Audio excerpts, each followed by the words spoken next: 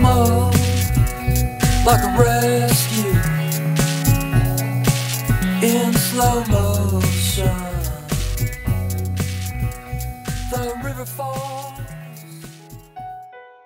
That's an exciting part, just to see how the artists are imitating that space, that landscape. I mean, I think it's so full of reference to landscape, be it ornament generated from landscape, references to things that monitor change in landscape, be it weather vanes or anemometers. So there are a lot of clues that, I guess, rather than assemble it in a linear way, I really want people to do it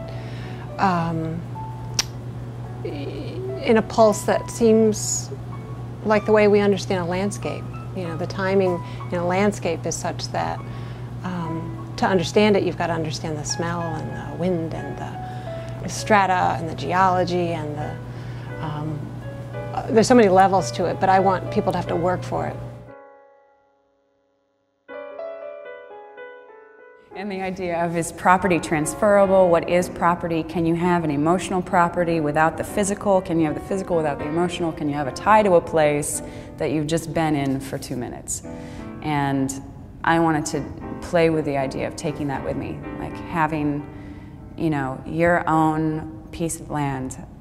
For the 4190 show, I've got the property series, which it's shown as a grid of 16 of these slabs that are made of compressed soil and a very thin veneer of beeswax. Those were made by me going around for 1.5 to 2 years and collecting soil from where I was and putting them in my homemade press that I'd engineered to specifically make these square-foot blocks of soil. The other body of work that I have in the 4190 show is a tracking series, and that represents every intersection between my studio and the museum.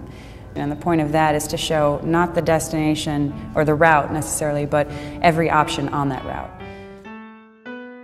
It's a matter of just moving through the environment, and then some little thing will kind of catch my eye. If you pay attention to the little cracks in the sidewalk, the little sort of idiosyncratic things about a drain pipe or a guardrail that make it utterly unique,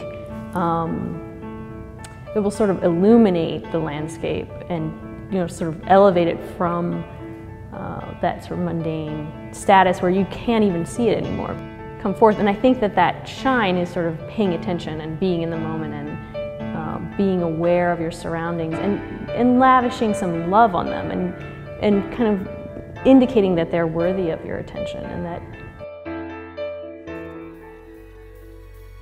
the location of the museum right on the river to me was in thinking about landscape, and the relationship of sound and sight is sort of reversed, where the sound happens first.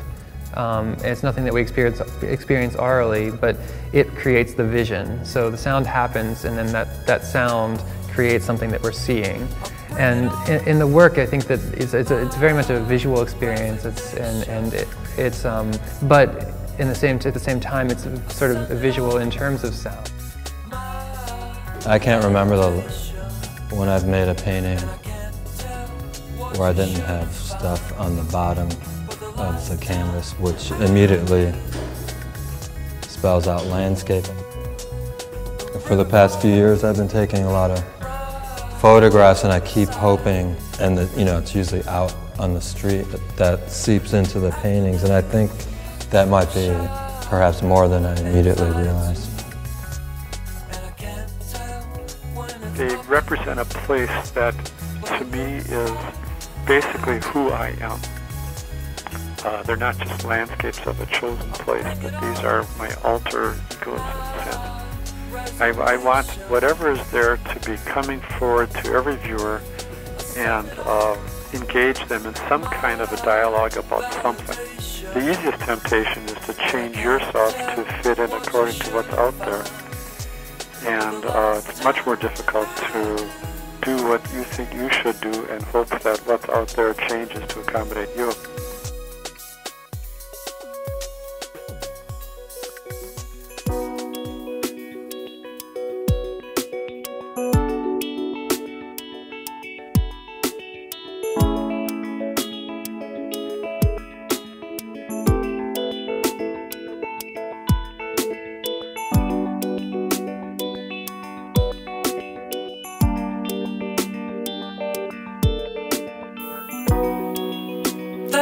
much to know, my enemy. Don't bury my